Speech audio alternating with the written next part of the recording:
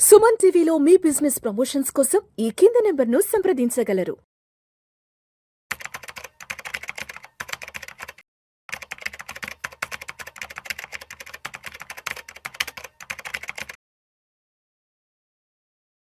రామచంద్రమూర్తి గారు నమస్తే సార్. నమస్తే విష్ణు గారు.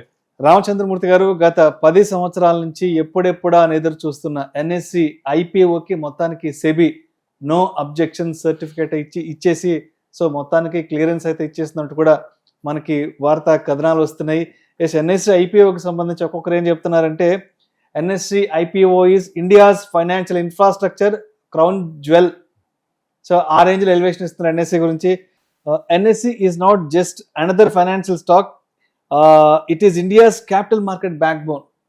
Yes, ఒక్కసారి అసలు NSE IPO గురించి ఏం జరిగింది అసలు? ఒక 10 ఏళ్ల క్రితం ఆల్మోస్ట్ 10 years బ్యాక్ అప్లై చేసుకున్నారంట, బట్ ఎందుకు సెబీ ఆపింది? ఏం జరిగింది అసలు? యాక్చువల్గా ఏంటంటే NSE national stock exchange start అయింది 2000లో.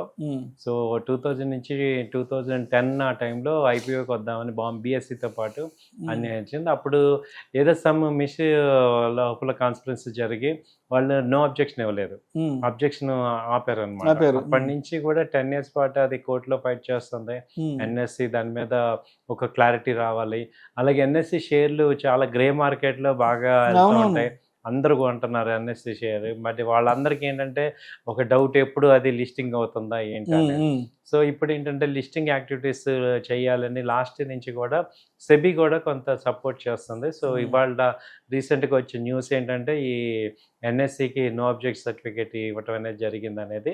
సో త్వరలో లిస్ట్ అవ్వడానికి అవకాశాలు కనపడుతున్నాయి దీన్ని. అసలు ఏంటి ఎన్ఎస్సి మీరని ఎందుకు అంత ఇది అని చూసుకుంటే, మీరు అన్నట్టు ఇప్పుడు క్యాపిటల్ మార్కెట్లో ఇండియాలోనే కాదు, ఎన్ఎస్సి వచ్చి 3rd లార్జెస్ట్ ఈక్విటీ ఎక్స్చేంజ్ గ్లోబల్గా. దాదాపు ఒక 100 ఎక్స్చేంజ్లు ఉంటే ఇది 3rd లార్జెస్ట్ ఎక్స్చేంజ్.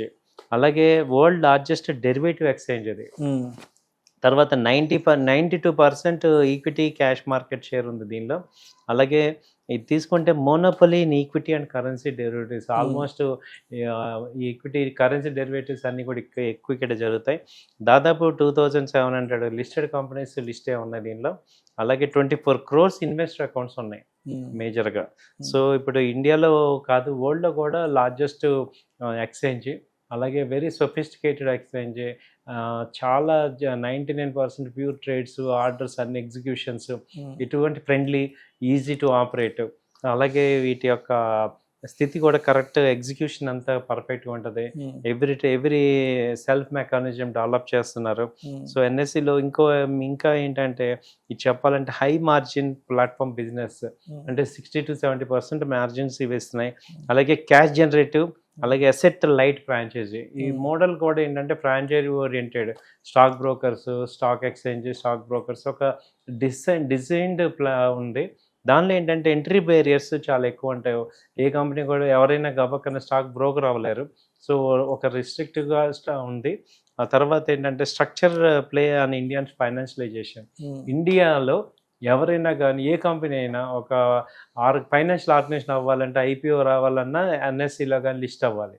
సో అలాంటి ఒక బ్యాక్ బోన్ అనమాట ఇది. సో లాంగ్ టర్మ్ కాంపౌండింగ్ అసెట్ని లాంగ్ టర్మ్ చేసింది ఇది స్ట్రక్చర్. సో ఏంటంటే ఇప్పుడు మనం ఎన్ఎస్సిని ఎలా చూడాలి అంటే, ఎన్ఎస్సి అనేది వీళ్ళు చెప్పడం ఏంటంటే it is not only financial company కాదు, it is a income generated company. ఒక అసెట్ లాగా చూసుకోండి, ఇన్ఫ్రాస్ట్రక్చర్ అసెట్ లాగా చూసుకోవచ్చు. So long term capital appreciation చేయాలంటే ఎన్ఎస్సిలో ఇన్వెస్ట్మెంట్ కానీ అది చేసుకోవచ్చు అని చెప్తున్నాం.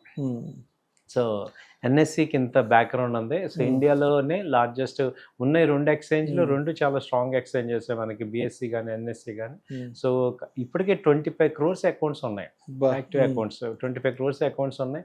అలాగే ఇంకో 10 ఏళ్ళు పోయిందంటే 50 crores అకౌంట్స్ అయిపోయినాయంటే డబుల్ అయిపోతుంది. సో కాబట్టి ఏంటంటే ఇదేదో షార్ట్ టర్మ్ లాగా కాకుండా లాంగ్ టర్మ్ పాయింట్ ఆఫ్ వ్యూలో కూడా అసెట్ లాగా మనం ఈ షేర్స్ని ఉంచుకోవచ్చు అనేది మనకు అర్థమవుతుంది అది. సో అందుకేనేమో ఎన్ఎస్సి అనేది it's not an IPO, financial infrastructure crown jewel అన్నారు. అవును. సో అలా తీసుకోవచ్చు దాన్ని. అంటే మనకేంటంటే ఎంత మళ్ళీ ఒకటి ఇప్పుడు ఇలాగే అన్నాం ఎల్ఐసి గురించి. కాబట్టి మేము చెప్పేది ఏంటంటే ఇది మనం సెక్టర్ అలొకేట్ చేసేటప్పుడు ఇన్వెస్ట్‌మెంట్‌లో మీరు ఓన్లీ 20% అలొకేట్ చేయాలి ఏ కంపెనీకైనా.